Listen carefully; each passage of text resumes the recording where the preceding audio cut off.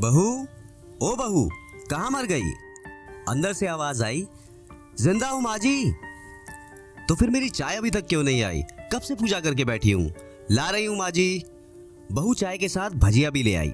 सास ने कहा, तेल खिलाकर मारोगी क्या? बहू ने कहा, ठीक है माँ जी, ले जाती हूँ। सास ने कहा, रहने दे, अब बना दिया है तो खा लेती हूँ। सास ने भजिया उठाई और कहा, कितनी गंदी भजिया बनाई है तुमने। माँ जी, मुझे कपड़े धोने हैं, मैं जाती हूँ। बहू दरवाजे के पास छिपकर खड़ी हो गई। सास भजिया पर टूट पड़ी और पूरी भजिया खत्म कर दी। बहू मुस्कुराई और अपने काम पर लग गई। दोपहर के खाने का वक्त हुआ। सास ने फिर आवाज लगाई, कुछ खाने को मिलेगा? बहू ने आवाज नहीं दी। सास फिर चिल्लाई, भूखे मारोगी क्या? बहू आई, सामने खिचड़ी रख दी। सास गुस्से से, ये क्या है? मुझे नहीं खाना इसे, ले जाओ। बहू ने कहा, आपको डॉक्टर ने दिन में खिचड़ी खाने को कहा है, खाना तो पड़ेगा ही। सास मुंह बनाते हुए, हाँ, तू मेरी माँ बन जा। बहू फिर मुस्कुराई और चली गई। आज इनके घर में पूजा थी। बहू सुबह 4 बजे से उठ गई।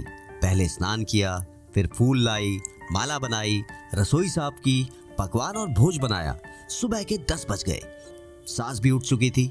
बहू अब पंडित जी के साथ भगवान के वस्त्र तैयार कर रही थी। आज ऑफिस की छुट्टी भी थी। उनके पति भी घर पर थे। पूजा शुरू हुई। सास चिल्लाती, बहू ये नहीं है, बहू वो नहीं है। बहू दौड़ी दौड़ी आती और सब करती। अब दोपहर के 3 बज गए थे। आरती की तैयारी चल रही थी। पंडित जी ने सबको आरती के लिए बुलाया और सबके हाथों में थाली दी। जैसे ही बहू ने थाली पकड़ी, थाली हाथों से गिर पड़ी।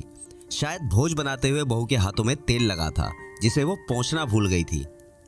सारे लोग तरह तरह की बातें करने लगे। कैसी बहू है, कुछ नहीं आता, एक काम भी ठीक से नहीं कर सकती, न जाने कैसी बहू उठा लाए। एक आरती की थाली भी संभाल नहीं सकी।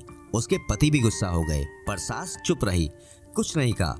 बस यही बोल के छोड़ दिया, सीख रही है, सब सीख जाएगी धीरे धीरे। अब सबको खाना परोसा जाने लगा। बहू दौड़ दौड़ के खाना देती, फिर पानी लाती। करीब 70-80 लोग हो गए थे। इधर 2 नौकर और बहू अकेली, फिर भी सारा काम बहुत ही अच्छे तरीके से करती। अब उसकी सास और कुछ आस पड़ोस के लोग खाने पर बैठे। बहू ने खाना परोसना शुरू किया। सबको खाना दे दिया गया। जैसे ही पहला निवाला सास ने खाया, तुमने नमक ठीक से नहीं डाला क्या? एक काम ठीक से नहीं करती, पता नहीं मेरे बाद कैसे ये घर संभालेगी। आस पड़ोस वालों को तो जानते ही हो ना साहब, वो बस बहाना ढूंढते हैं नुक्स निकालने का। फिर वो सब शुरू हो गए, ऐसा खाना है, ऐसी बहू है, ये वो वगैरह वगैरह। दिन का खाना हो चुका था। अब बहू बर्तन साफ करने नौकरों के साथ लग गई। रात में जगराता का कार्यक्रम रखा गया था। बहू भी 1-2 गीत गाने के लिए स्टेज पर चढ़ी। सास जोर से चिल्लाई, मेरी नाक मत कटा देना, गाना नहीं आता तो मत गा, वापिस आ जा। बहू मुस्कुराई और गाने लगी। सबने उसके गाने की तारीफ की, पर सास मुंह फुलाते हुए बोली, इससे अच्छा तो मैं गाती थी जवानी में, तुझे तो कुछ भी नहीं आता। बहू मुस्कुराई और चली गई। अब रात का खाना खिलाया जा रहा था। उसके पति के ऑफिस के दोस्त साइड में ही ड्रिंक करने लगे। उसका पति चिल्लाता, थोड़ा बर्फ लाओ, तो सास चिल्लाती, यहाँ दाल नहीं है। फिर चिल्लाता, कोल्ड ड्रिंक नहीं है, पापड़ ले आओ। इधर उधर आखिर में उसके पति की शराब गिर पड़ी उसके एक दोस्त पर और बोतल टूट गई। पति गुस्से में 2 झापड़ अपनी पत्नी को लगाते हुए कहता है, जाहिल कहीं की, देख कर नहीं कर सकती, तुझे इतना भी काम नहीं आता। सारे लोग देखने लगे। उसकी पत्नी रोते हुए कमरे की तरफ दौड़ी। फिर उसके दोस्तों ने कहा, क्या यार, पूरा मूड खराब कर दिया, यहाँ नहीं बुलाया होता, हम कहीं और पार्टी कर लेते। कैसी अनपढ़ गंवार बीवी ला रखी है तूने, उसे तो मेहमानों की इज्जत और काम करना तक नहीं आता, तुमने तो हमारी बेइज्जती कर दी। आवाज पड़ोस की औरतों को तो और बहाना मिल गया था। वो कहने लगी, देखो क्या कर दिया तुम्हारी बहू ने, कोई काम की नहीं है। मैं तो कहता हूँ अपने बेटे की दूसरी शादी करा दो, छुटकारा पाओ इस गंवार से। सास उठी और अपने बेटे के पास जाकर उसे एक झन्नाटेदार थप्पड़ मारा और कहा, अरे नालायक, तूने मेरी बहू को मारा, तेरी हिम्मत कैसे हुई, टांगे तोड़ दूंगी तेरी। उसके बेटे के दोस्त कुछ कहने ही वाले थे कि उसकी मां ने घूरते हुए कहा, चुप, बिल्कुल चुप, एक शब्द नहीं निकलना चाहिए तुम लोगों के मुंह से। यहाँ पूजा में आए हो या दारू पीने? जबकि पता है आज पूजा है और तुम्हें पार्टी करनी है। कैसे संस्कार दिए हैं तुम्हारे माता पिता ने? और किसने मेरी बहू को जाहिल बोला? जरा इधर आओ, चप्पल से मारूंगी अगर मेरी बहू को किसी ने एक शब्द भी कहा तो। अरे पापी, तूने उस लड़की को बस इसलिए मारा कि तेरी शराब की बोतल टूट गई? पापी, वो बच्ची सुबह 4 बजे से उठी है, घर का सारा काम कर रही है, ना सुबह से नाश्ता किया, ना दिन का खाना खाया, फिर भी हंसते हुए सबकी बातों को सुनते हुए, ताने सुनते हुए घर के काम में लगी रही। तेरे यार दोस्तों को वो अच्छी नहीं लगी? जूते से मारूंगी तेरे दोस्तों को जो कभी उन्होंने ऐसा कहा। उसके यार दोस्त चुपके से खिसक लिए। अब सास बहू के कमरे में गई और बहू का हाथ पकड़कर बाहर लाई।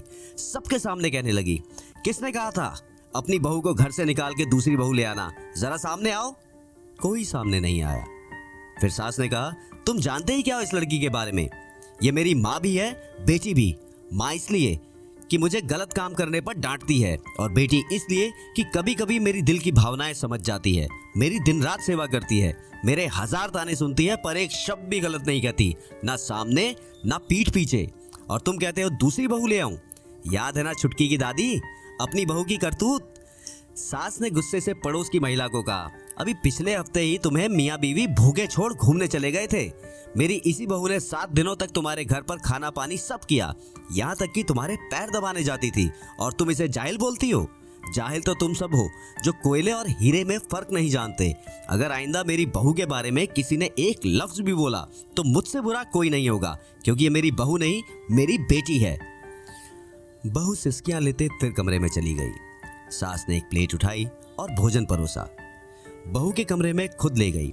सास को भोजन लाते देख तो बहू ने कहा, अरे माँ जी, आप क्या कर रही हो? मैं खुद ले लेती।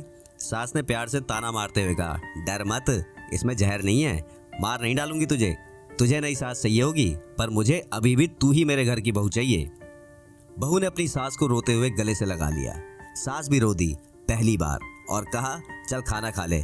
फिर मजाक करते हुए कहा, फिर मेरे पैर दबाने चले आना, और ये ख्याल मन में मत लाना कि सास पैर बोलती है, किसी दिन मैं इसका गला दबा दूंगी, क्योंकि कभी मैं भी यही सोचती थी। दोनों खूब हंसने लगती हैं।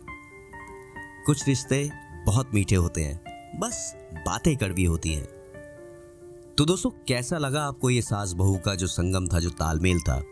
हालांकि ऐसा जैसा आपने अभी देखा, ये बहुत सारे परिवारों में देखने को नहीं मिलेगा, मगर फिर भी ये भारत की ही संस्कृति है कि कुछ परिवारों में अभी भी आपको इस तरीके के रिश्ते मिल जाएंगे, जहाँ पे सास ऊपर से तो बहुत सख्त होती है, मगर अंदर से बहुत नर्म। उम्मीद है कि जितनी भी महिलाएं मेरी ये बात सुन रही हैं, उनको भगवान करे ऐसी ही सास मिले, और साथ ही वो भी ऐसी सास बने, ऊपर से सख्त और अंदर से नर्म। Thank you very much.